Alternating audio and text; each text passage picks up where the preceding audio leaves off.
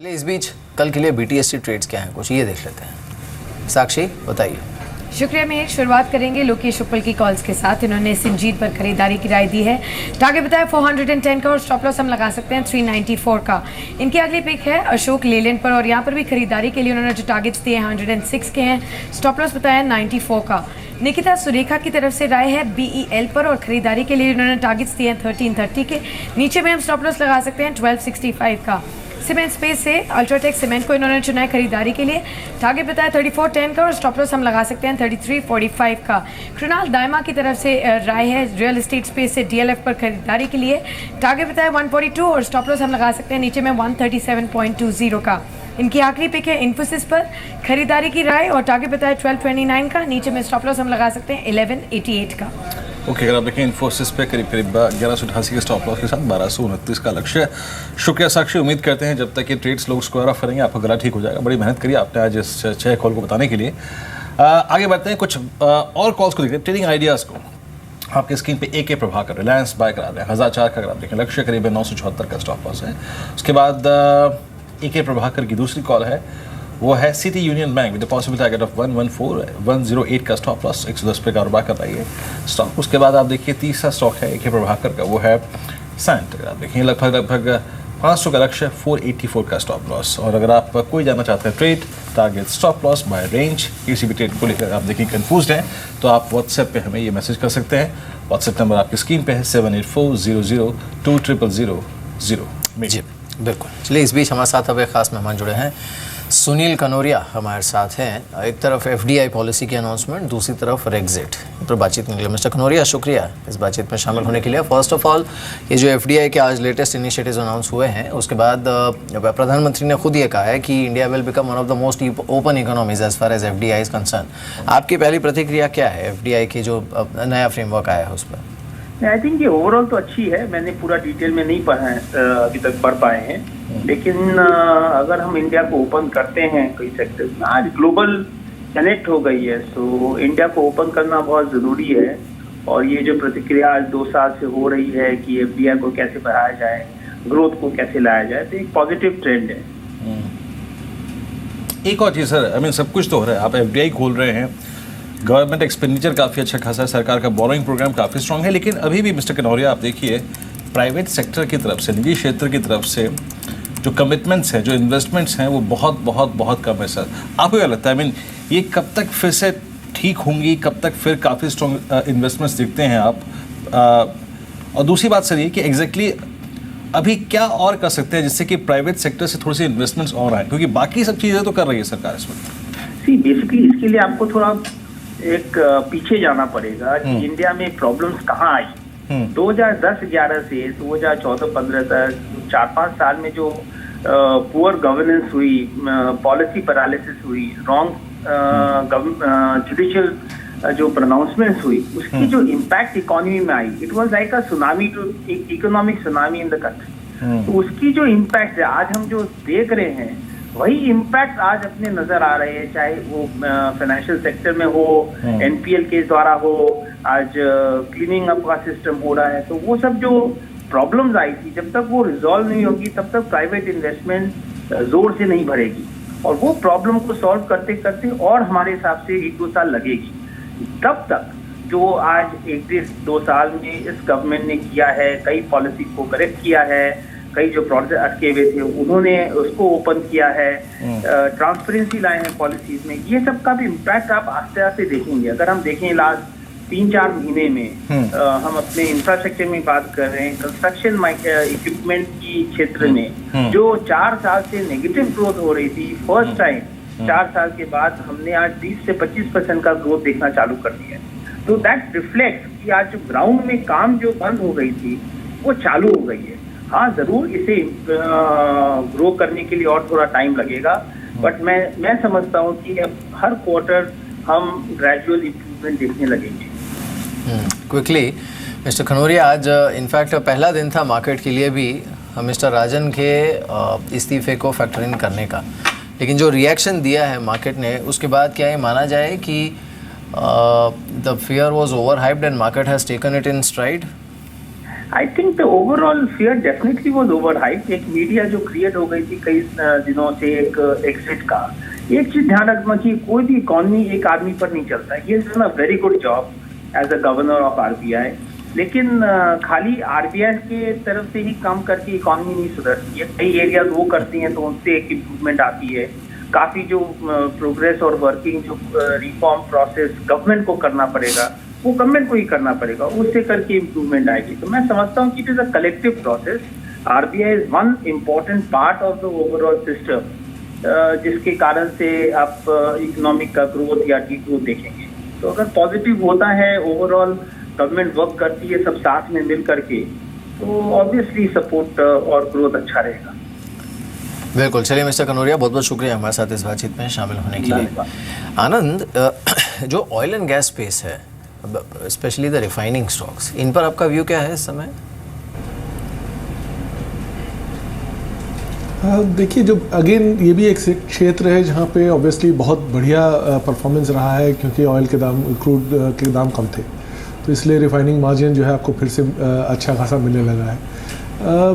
आगे जाते हुए एक तो क्रूड के दाम फिर से थोड़े से स्टिफ होते जा रहे हैं, भले वो बहुत ज़्यादा नहीं जाए, लेकिन उसके बावजूद जो आपको डेल्टा मिलता था वो मिलना मुश्किल हो जाएगा। और जिस तरह से ग्लोबल इकोनॉमिक, जब ग्लोबल रिफाइनिंग कैपेसिटी जिस तरह से आ रही है, काफ़ी सारे वापस आ जाएंगे, मार्जिन थोड़ा सा प्रेशर पे रहेगा, स्पेशली एशिया पैसिफिक में। तो रिफाइनिंग मार्जिन भी कम होने की उम्मीद है, और क्रूड का जो मार्जिन होता था क्रूड के कारण, वो भी थोड़ा सा कम होने की उम्मीद है। क्योंकि अभी तक गवर्नमेंट ने कोई ऐसा संकेत नहीं दिया है कि वो मार्केट प्राइसेस में इंटरवीन करेंगे, इसलिए अर्निंग्स ग्रोथ जो है अभी भी बरकरार रहेगी, एटलीस्ट पहले first half of the year में। उसके बाद वो थोड़ा सा फ्लैट होती हुई नज़र आ रही है। चलिए, कुछ स्टॉक्स, इंटरेस्टिंग स्टॉक्स है, और इनफैक्ट अनुज ध्यान दीजिएगा, अगर इनमें से आप कोई कल के लिए कैरी करना चाहते हैं तो उन्होंने काफ़ी अच्छा खासा मूव दिया। जयंत एग्रो को देखिए, करीब 41 रुपये ऊपर स्ट्रॉन्ग मूव यहाँ पे। ग्लोबल वेक्टर आज एक्टिव था 8635 पर, हालांकि ये स्ट्रक्चर अपने आप में आप देखें तो बहुत वीक स्ट्रक्चर है। उसके बाद जेन टेक्नोलॉजीज, हालांकि ये रजत का स्टॉक था आखिरी में फाइनल बेट में। और कुछ स्टॉक्स में स्टोर वन रिटेल, ये करीब 141 की ट्रैजेक्टरी में 10% ऊपर, और अच्छे वॉल्यूम्स के बीच में रिलायंस डिफेंस करीब 65-85। यूनाइटेड ब्रेवरीज ने अच्छा मूव दिया करीब 23-30 के क्लस्टर में आज इसने स्ट्रॉन्ग वॉल्यूम्स के साथ। और एक mid cap small cap pharma में इनफैक्ट नेक्टर लाइफ 3670, मैं नेक्टर लाइफ पे ही बात करना चाहूँगा। अभी देखिए अनुज, ये ऑलमोस्ट 2014 सितंबर से ये बेस अब तक वॉलेट नहीं हुआ, वो बेस जो करीब 30-32 की ट्रैजेक्टरी में है, और ठीक वहीं से पुल बैक दिया है। आप इस पुल बैक में किसी छोटे ट्रेड की गुंजाइश तलाशेंगे अनुज नेक्टर लाइफ में?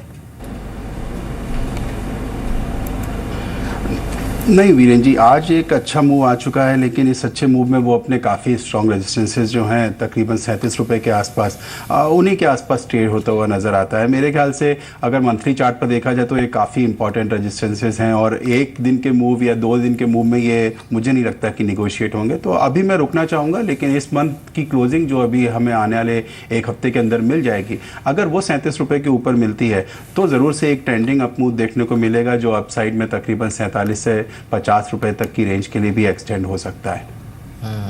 बिल्कुल। खैर, चलिए, इस बीच बाजार बंद होने की तैयारी में है और 8235 के आसपास है फिलहाल। इंट्राडे है, हालांकि 8245 का ज़रूर था, लेकिन अभी फ़िलहाल 8235 के आसपास। कोशिश की इसने 8250 के पार निकलने की, लेकिन चांसेस हैं आज जिस तरह के क्यूज़ हैं कि इसके पार ये निकल भी जाए। आप कोई जोकर इन द पैक इस समय देख रहे हैं आनंद, जो आप ऐड करना चाहेंगे अपने पोर्टफोलियो में इस समय? इस वक्त पर्सनली मैं देख रहा हूँ रिटेल कंपनियां जो स्पेशली जो कि काफ़ी प्रभावित थी, क्योंकि ऑनलाइन रिटेल के पास बहुत पैसा था, वो बर्बाद कर रहे थे पैसा। अब जो है क्योंकि उनके पैसे कम हो गए तो हो सकता है कि रिटेल में फिर से रुझान आ जाए। डोमेस्टिक ग्रोथ का भी संभावना वहाँ पे बढ़ी हुई है। मेरे हिसाब से फ्रंट लाइन PSU बैंक्स जो हैं वो थोड़ा सा इम्प्रूव होंगे। बेसिकली कॉर्पोरेट लेंडिंग का मेरे हिसाब से साइकिल बॉटम आउट हो चुका है, और यहाँ से कोई भी कॉर्पोरेट लेंडिंग में होगा तो उसको थोड़ा सा फ़ायदा ही होना चाहिए।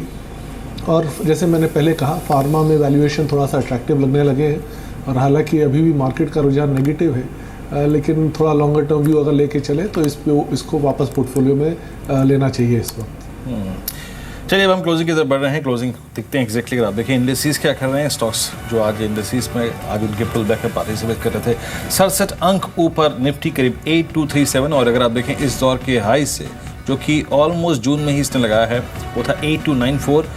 बहुत ज़्यादा दूरी नहीं है, खैर उसको पाटना बहुत मुश्किल होगा, उसके लिए एक्सट्रीम कॉन्फिडेंस चाहिए। आज के टॉप गेनर्स वो काउंटर्स जिन्होंने आज निफ्टी को ऊपर लाके खड़ा कर दिया। इस क्रम में सबसे ऊपर जिस स्टॉक का नाम था वो था टाटा मोटर्स। आई थिंक आज की बड़ी खबरों में ब्रेक्जिट सबसे बड़ी खबर थी। ठीक है, एफडीआई का मुद्दा था, ब्रेक्जिट था, लेकिन ब्रेक्जिट एक अहम भूमिका इसने। आई मीन आप देखिए यूरोपियन मार्केट्स कैसे खुले। Tata Motors 52 week high, Tata Motors के बाद टाटा स्टील को देखिए, ये करीब आज जो 3.5% ऊपर रहा। अंबुजा सीमेंट्स ये लगभग 242 के स्तर पे 6 रुपये ऊपर। और टाटा मोटर्स डीवीआर इसमें शानदार तेजी थी। आज रुपए की कमजोरी ने आईटी स्टॉक्स को चलने का एक मौका दिया। इसके बाद अगर आप देखें चारों स्टॉक्स के बाद इन्फोसिस, एचएल टेक्नोलॉजीज, टीसीएस क्रमबद्ध तरीके से अगर आप देखें तीनों स्टॉक्स खड़े थे। उसके बाद डॉक्टर रेड्डीज को देखिए आज 59 रुपये ऊपर है। टाटा पावर, भारती, ये कुछ स्टॉक्स जो कि आज स्टेबल थे, द पॉजिटिव बायस। उसके बाद गिरावट वाले काउंटर्स में आज सबसे ऊपर जिसका नाम था वो था एक्सिस बैंक। आज सुबह से अगर आप देखिए कमजोर ट्रैजेक्टरी में खड़ा था, ये लगभग 1% नीचे कारोबार कर रहा है, लगभग 522 के स्तर पे। और एशियन पेंट्स, ये कुछ और स्टॉक्स जहां पर आज वीकनेस थी। So DIPP has released, no? Yes, DIPP has released. So I don't have to. Not the announcements, sir, but the impact sectorally, aviation, pharma, defense, and sir, even single brand retail, sir. Are you ready? Yes, sir. Yes, sir. No, the decision on FDI liberalization today is a follow-up to the decisions which had been taken earlier. Last November, a whole lot of reforms were announced. And then in the budget also it was announced specifically, let us say in the context of stock exchanges or in the context of NBFCs, it was said that wherever there is a regulator in position, there is no need for those clearances to come to FIPP. Basically the idea is to go for process simplification, go for process, make the whole, everything should be process driven. Now today's decisions are also a continuation of the same approach. Wherever there are regulators in position, there is no हर चीज़ को process driven बनाने की अगर आप देखिए कोशिश में सरकार ने आज के कुछ फैसले लिए। आते हैं एक बार फिर से अगर आप देखेंगे गेनर्स थे, एक बार जरा और कुछ सेक्टर्स पे जिन्होंने बहुत स्ट्रॉन्ग मूव दिया आज मिड कैप में, स्मॉल कैप में। जैसे कि हमने देखा लार्ज कैप में आज फार्मा था, लार्ज कैप में आज आईटी था, लार्ज कैप में आज टाटा मोटर्स, टाटा स्टील, इन सभी स्टॉक्स ने काफ़ी योगदान दिया। टाटा स्टील आपकी स्क्रीन पर 11 रुपये पर आज है। निफ्टी बैंक आपकी स्क्रीन पर अगर आप देखें बहुत चला नहीं, लेकिन इसका ना गिरना भी अपने आप में बाजार के लिए बहुत अच्छा था। बाकी ऑटो इंडेक्स ये चला 300 अंक, शानदार मूव है in the leadership of Tata Motors. Rate index शानदार मूव इसने भी दिया, 1% ऊपर रहा। उसके बाद मेटल्स में अगर आप देखें 24 अंकों का पुल बैक था, 13% की मजबूती। और अगर आप कुछ इंडेक्सेस को देखें, इनफैक्ट मार्केट्स क्लोज हो चुके हैं। निफ्टी अगर आप देखें आज एक शानदार मूव के साथ 8234, 63 अंक ऊपर। अगर आप आज का लो देखें 8107 और ऑलमोस्ट 8234 की ट्रैजेक्टरी में, यानी करीब 128 अंकों का लोअर लेवल से पुल बैक। आज 9 बजे जैसे ही कैमरा हमारी तरफ मुड़ा, हम यही बात कर रहे थे कि आज की तारीख में ये क्लोजिंग कहाँ आएगी। आज ब्रेक्जिट को बाजार ने भुला दिया। 8,234 पर 64 पॉइंट्स ऊपर, 0.25% की बढ़त। लेकिन ये नहीं भूलना चाहिए कि इसमें काफ़ी हद तक आज जो रिकवरी है, एक तो एफडीआई की खबर और उससे भी पहले पूरे यूरोप में जिस तरह का ट्रेड देखने को मिला उसका सीधा इम्पैक्ट देखने को। अब देखिए डाउ फ्यूचर्स 200 पॉइंट ऊपर अभी भी हैं और यूरोप के ज़्यादातर जो इंडाइसेस हैं वो 3-3.5% की तेज़ी के साथ ट्रेड करते हुए, क्योंकि वहाँ पर एक जो लोकल पोल हुआ है उसमें इस तरह के संकेत आए हैं कि शायद ब्रिटेन ब्रेक्जिट के पक्ष में वोट ना करेगा, यानी यूरोजोन में बना रहेगा। इसके बाद हमने अच्छी खासी तेज़ी यूरोजोन में देखी है पूरे सारे यूरोपियन मार्केट्स में। बट आई थिंक जो पुनीता कुमार सिन्हा कह रही थी वो भूलना नहीं चाहिए कि इस तरह की चीज़ें जो होती हैं उसमें जब तक फैसला आ नहीं जाए तब तक ये मान के चलना सही नहीं होता बाजार के लिए। कि हम तो यही प्रार्थना करेंगे कि भैया जहाँ हो वही रहो, इंडियन मार्केट्स के लिए वही अच्छा है। खैर बहुत बहुत शुक्रिया मिस्टर नन, आप इस कार्यक्रम में शामिल हुए और अनुज आपके बहुत बहुत शुक्रिया इस कार्यक्रम में शामिल होने के लिए।